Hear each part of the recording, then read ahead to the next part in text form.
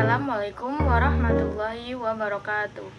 Saya Siti Musyarofa dengan NIM 121202024. Pada kesempatan kali ini akan membahas mengenai konsep dasar landasan ekonomi pendidikan. Yang pertama yaitu pengertian landasan ekonomi. Landasan adalah dasar, tempat berpijak, atau tempat dimulainya suatu perbuatan.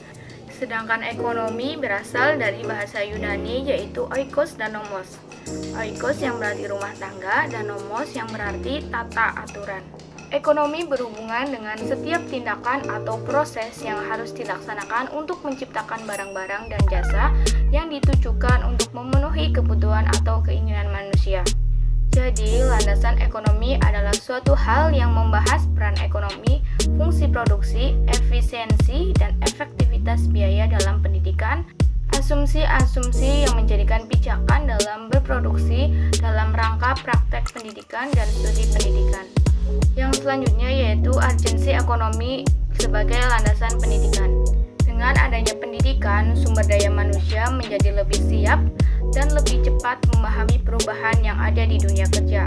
Semakin tinggi tingkat pendidikan suatu penduduk negara, maka akan mengakibatkan semakin tinggi pula tingkat pertumbuhan ekonominya.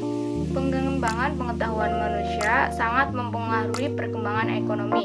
Selain itu, usaha-usaha yang akan dicapai melalui proses pendidikan, terutama pendidikan formal, akan senantiasa melibatkan aspek ekonomi. Kelengkapan sarana dan prasarana sangat mempengaruhi prestasi yang akan diraih oleh peserta didik.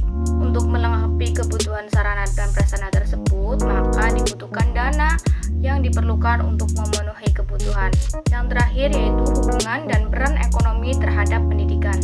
Ekonomi memiliki hubungan dengan pendidikan dikarenakan manusia merupakan faktor produksi aktif yang dapat mengakumulasi modal, mengolah dan memanfaatkan sumber daya alam, membangun organisasi sosial, ekonomi, dan politik. Faktor modal dan kemajuan teknologi disebut sebagai faktor yang paling berperan dalam pertumbuhan ekonomi. Ekonomi mampu mendorong pendidikan berjalan secara efektif dan efisien, sementara hasil pendidikan akan menciptakan manusia yang memiliki kualitas sehingga mampu menggali dan mengoptimalkan sumber-sumber ekonomi sehingga laju pertumbuhan ekonomi menjadi lebih baik. Sekian yang dapat saya sampaikan, kurang dan lebihnya mohon maaf. Wassalamualaikum warahmatullahi wabarakatuh.